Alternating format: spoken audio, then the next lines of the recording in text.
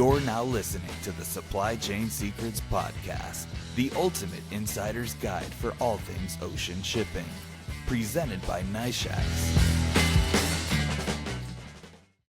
Hi, everyone. You're listening to the Supply Chain Secrets Podcast. I'm your co-host, Caroline Weaver, and with me is the esteemed Lars Jensen. Lars, how are you doing? I'm doing absolutely great today, dialing in from warm and sunny Suriname in South America. Amazing. You know, as we typically do before we start actually recording the episodes, we kind of go over the game plan, what we're going to talk about. And you seemed particularly excited about the fire hose of news that we've got to talk about today. There is no shortage of news updates. Yeah, you can say this is one of the periods where I am really glad that I'm merely a spectator of the sport called supply chain management here, because I really don't envy neither shipping lines, nor forwarders, nor shippers to navigate the turbulence that has just arrived in the industry over the last week. Yeah, it'd be nice to be an observer. But for those who have to be aware of what's going on, we're going to dive into it all. As per usual, maybe we start off with our freight rate update. What is cooking in the market there, Lars? Yeah, the freight rate update is surprisingly calm. So we're starting out in calmer seas because, in essence, nothing much has happened.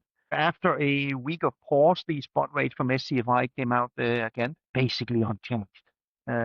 Marginally up on Pacific, marginally up on Asia, Europe, but for all intents and purposes, they're more or less flatlining. The paid spot rates measured by the NiFi, slightly down compared to last week, which again was more or less expected. But that also means if you look specifically at the Trans-Pacific trade, doesn't matter whether you look at 20-footers or 40-footers, doesn't matter which subregions you're looking at, Pacific spot rates that are paid are now at their lowest levels in over a year. It's not a massive, colossal decline from last week, but it's this slow, seeping decline that we've been talking about for weeks. But seen in broader strokes, freight rates have been fairly calm over the past week. Do you expect that we'll see anything changing in the coming weeks? That is an extremely good question, because in order to answer that, we need to touch on one of our other favorite topics, namely tariff.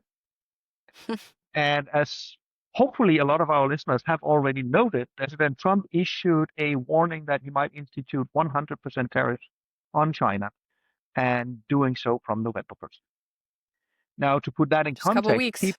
just a couple of weeks out, but also keep in mind November 10th, the current pause on reciprocal tariffs with China ends. So even if in the absence of 100% tariffs, we're now looking at 34% tariffs coming back on from November 10th, unless, of course, Trump, who is meeting with Chinese Premier Xi at the end of this month, might come to an agreement, and we don't get it. Nobody knows. And this is where potential changes in rates come in.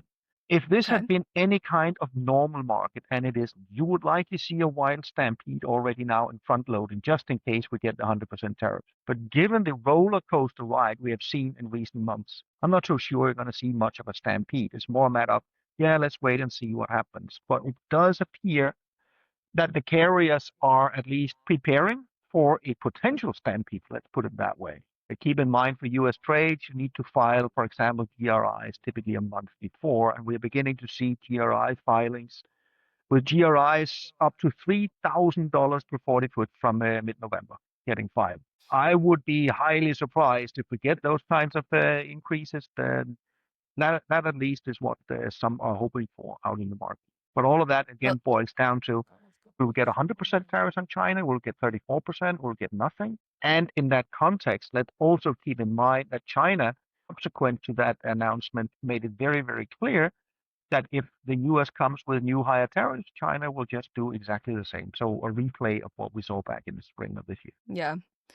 The $3,000 GRI is definitely a surprising thing to hear, especially with the current market conditions. And I'm sort of with you in, like, will that stick? It's hard to know now, but I mean, is there even demand for moving a lot of, like, trying to front load and get ahead of the tariff? You have the holiday season coming up already. You'd be cutting it mighty close, trying to get things into warehouses or in stores ahead of that. Yeah, you wouldn't be able to move basically anything realistically for the holiday season. So if, and that is a major if, we get this dramatic ramp up, this is majorly going to impact just goods that keep on flowing. And then we need to turn our eyes towards, is this going to then impact the usual peak leading up to Chinese New Year a little bit further out on the horizon? Yeah.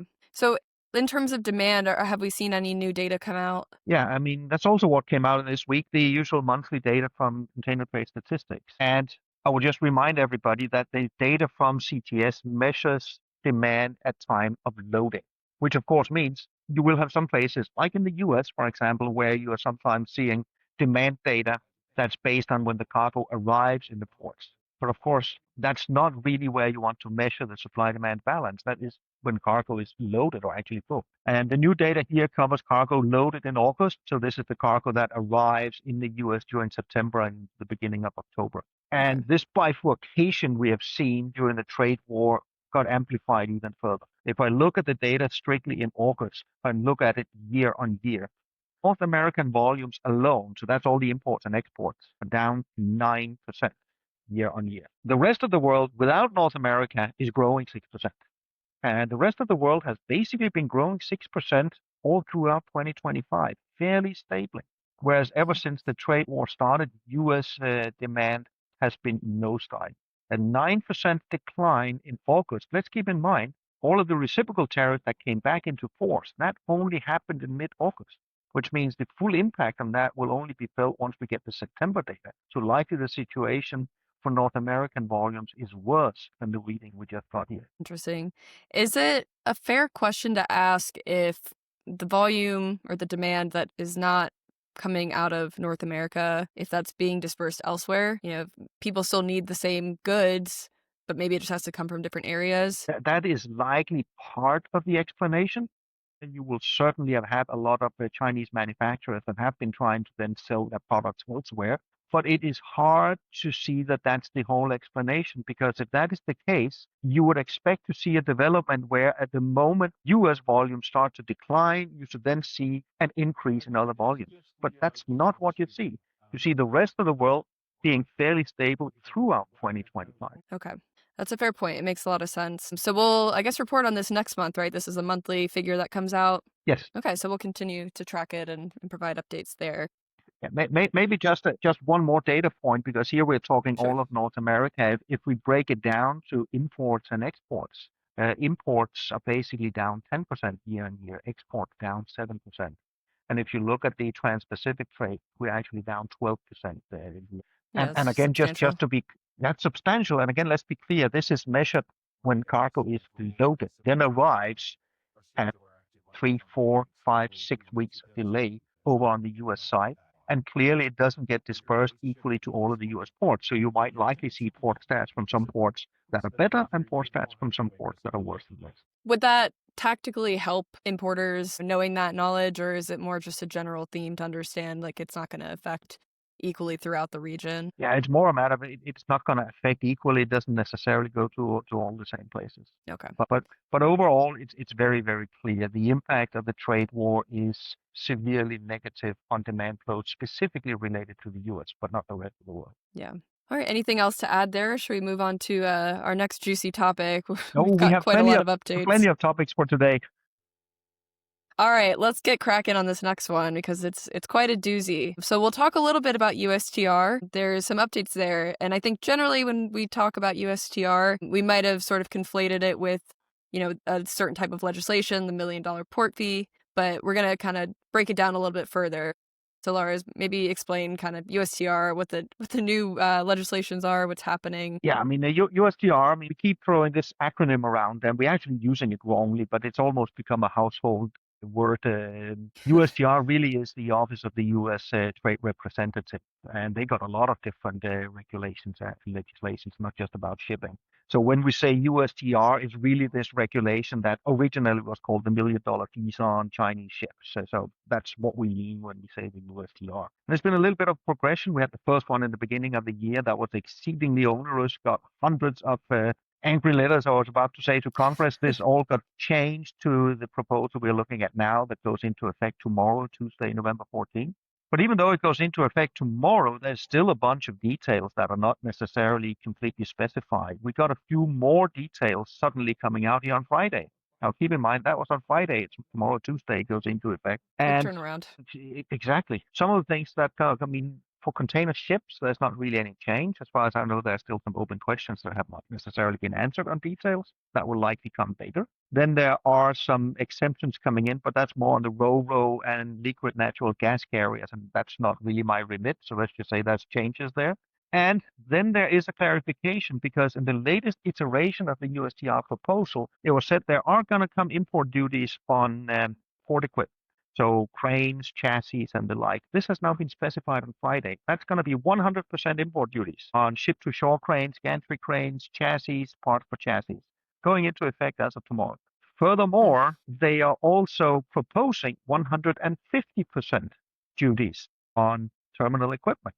So these are for example, top loaders, straddle carriers, terminal tractors, what have you. This is open for, I wouldn't say discussion, but for comments. I can't, off the top of my head now, remember the exact implementation date of the 150%, but that is also going to come. So this is going to impact all of the ports and terminals around the U.S. Okay, so these additional duties on port equipment, that won't be in effect starting tomorrow. That'll be further down the line. Yeah, the 150%. Is the 100% 100% on is as of cranes going to tomorrow. be? Yes, that's Okay. tomorrow. All right. Yeah, pretty major change to announce, like 3 days ago. Are people acting differently there? Is it maybe a surprise to anyone that would be monitoring this? Was there...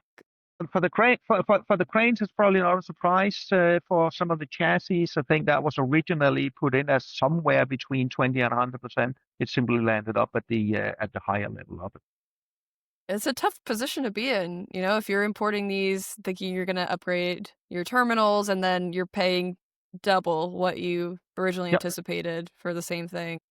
No, and you can say it puts a lot of the terminals in a little bit of a pickle because unlike a lot of the supply chain, I mean, terminal development projects and terminals, you're talking multi-year projects. And if you are looking at, we need to buy 4, 6, 8, 10 cranes, this is a massive cost increase. And there it definitely warrants the question, is it now or can we wait X number of months or even X number of years before we do this?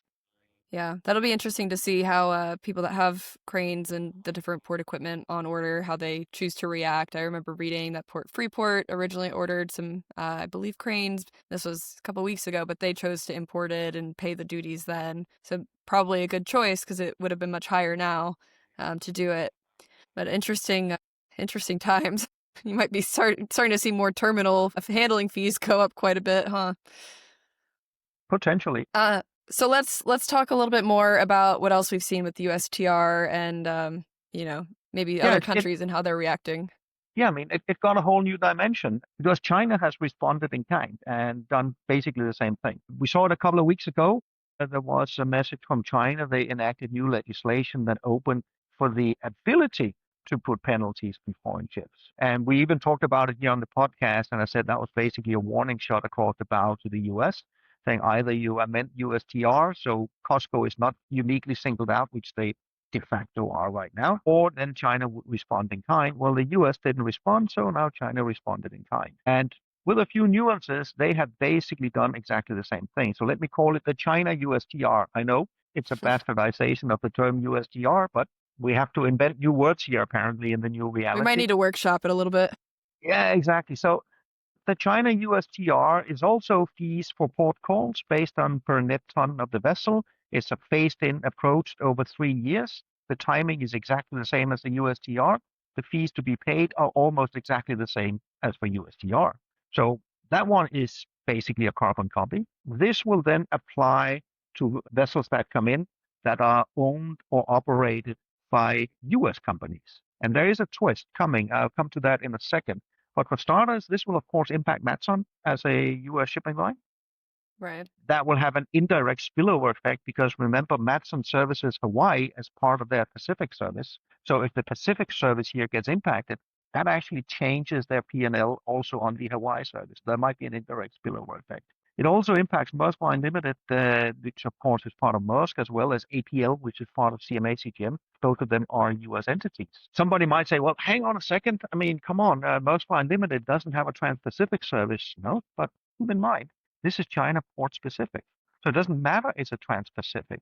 If I'm operating, sake of argument, a Maersk Line Limited vessel from China to Dubai, just to make a hypothetical example, it will be subject to the China USTR because you're calling China, which effectively means that we went from a situation where the USTR piece mainly de facto ended up being a US-China issue, especially impacting the Pacific after a lot of the other carriers swapped Chinese vessels around, to now making it a global issue. Because the next thing is, as long as a vessel is 25% owned by entities in the US, it's subject to the China USTR.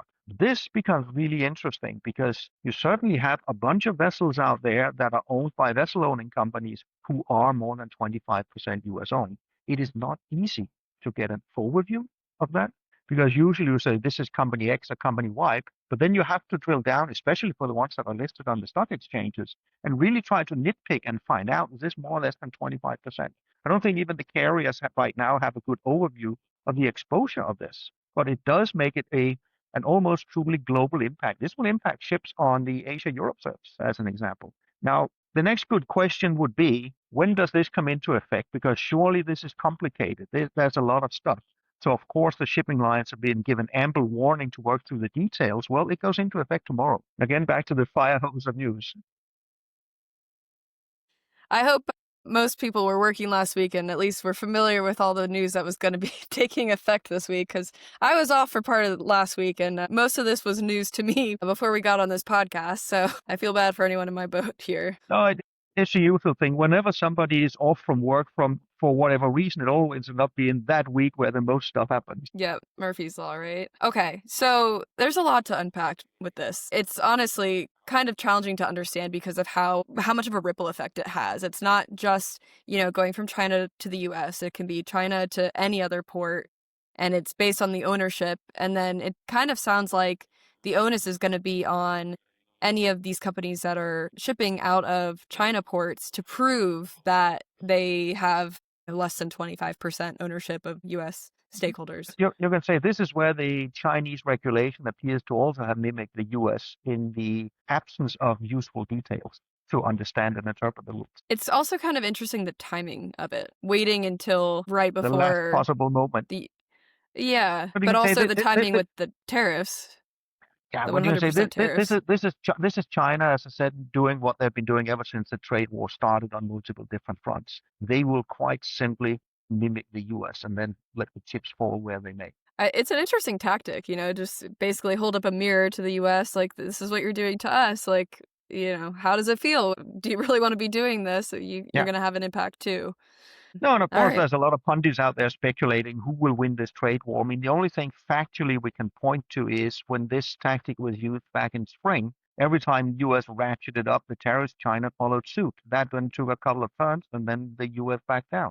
So that's the only factual data point we have. So last time China did this strategy back in spring, it worked. Yeah, and I don't know if there's necessarily going to be a winner. I think there might be quite a lot of losers in a situation like this, but... it's very interesting. And then the quick turnaround is almost unbelievable, trying to make sense of all of this.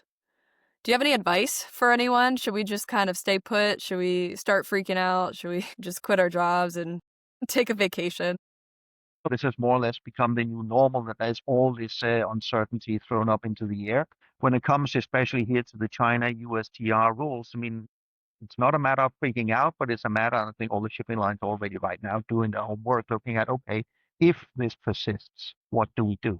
Because if you look at the US USTR, that's really an odd word. But if you look at that one, what the shipping lines did was, of course, they then looked at the rule and then they swapped a lot of the Chinese-built ships out. And you were shuffling vessels around to try to circumvent this or mitigate it, and it fairly well works. And they will be looking at exactly the same thing for the China USTR rules. They will not necessarily do anything drastic here right now between today and tomorrow. But if it then becomes clear this is absolutely going to be here for a while, you will see more shuffling around either vessels, but you might also see, let's call it financial shuffling around in terms of shifting who then owns which vessels in which countries and under which names and so on and so forth. Is it really only the ocean carriers that need to kind of be concerned about like making these sorts of decisions? Are there impacts to any other? No, there are definitely impacts also to the vessel owning entities out there. I mean, I think a good example would be a company like Seaspan. We already talked about Seaspan a week ago that seemed to move part of their operations away from Hong Kong down to Singapore because that would mitigate the impact on some of the vessels they own. So actually the impact is on the charterers that charter them, right? But now suddenly C-SPAN, which is also, if you drill into the details, likely to be deemed more than 25% owned by U.S. entities, at least if you add some of the ownerships up. Now they're suddenly seeing the ships get hit both from China and from U.S., and you might have other vessel owners in the same boat, so to speak. Yeah, it's a very unfortunate position to be in. All right. Anything more you want to say on the USTR updates here? Not on the USTR, because I know so far we covered all the simple topics. All right. Hopefully our listeners are still here, haven't just ripped their earphones out and just called it a day. We do have one more news topic to get into, and it's related to the IMO legislation. So could you tell us a little bit about what the latest is there? Yes, I mean, we already talked about tomorrow, Tuesday. Another thing kicks off tomorrow, Tuesday. That's the MEPC meeting. That's the group under the International Maritime Organization that deals with environmental regulation. And the intention of the meeting kicks off tomorrow, ends on Friday, is basically to adopt the carbon taxation on marine fossil fuel. This was tentatively agreed 6 months ago, but the session coming up here is basically dotting the I's, crossing the T's, getting it passed. And if it gets passed, if enough countries vote yes, that means it goes into effect in 2027. 2027 is mainly about processes and getting measurements up and running. And then payments would start in January 2028. Then it's a ramped up scale, basically trying to drive towards decarbonization in 2050. So far, so good. And it definitely, the baseline does look like this is going to be a yes. Where the interesting thing comes in is the US position. The US position is no. They walked out of the meeting 6 months ago, and they made it very clear they don't want this at all. We also discussed it here on the podcast, must be 6, 7, 8 weeks ago, where there was a warning from the US government that if countries voted yes, they might face retaliation in the form of tariffs. The US State Department upped the ante here on Friday. Again, there was a Firehose of news last week. What the US State Department put out on Friday was they basically said they don't want any US entities to suffer financially from what they believe, and this is their words, European neocolonialism. Literally, that's the word they use. So for countries that vote yes, they are being threatened with a retaliation from the US. They don't say specifically what they will implement, but they make a list of things that they are contemplating implementing. This includes port fees on vessels that are either flagged, owned, or operated in countries that vote yes. It might be a port ban for vessels that are flagged in countries that are voting yes. It might be more onerous and expensive visa regulations for seafarers that are coming from countries that vote yes. These are some pretty draconian measures if they are actually put in. Let's be clear, they are not saying we will do this, but the US State Department is saying these are the retaliatory measures they are contemplating for countries that actually do vote yes. Should we take this to the extreme, and I don't believe we will see the extreme, but you might be talking 60, 70, 80% of the world's merchant fleet that suddenly either are banned from coming into US ports or all have to pay fees. I don't think I need to outline just how impractical and impossible that in itself would be. That in itself tells us it's not going to be full force with this, but it certainly increases the uncertainty in the market in terms of what will the response be from the US. The expectation at this point is still that it will be a yes over the next 4 days. Do you think that this will sway enough votes from other countries, the threat of this, without it being, a tangible, it's been written out on paper and it's official? At least from some of the people I've also been talking to, it appears that no, that is not realistic. It's going to sway enough. You have a lot of votes in, for example, the EU. Most of the EU countries are expected to still vote the same. You actually also have a country like China so far backing it. So overall, it does appear, even if the US pressure here might have an effect on some of the countries, at least for now, it looks likely it's still going to be a yes. I think it's a good outcome for Mother Earth, but it might cause a lot of issues.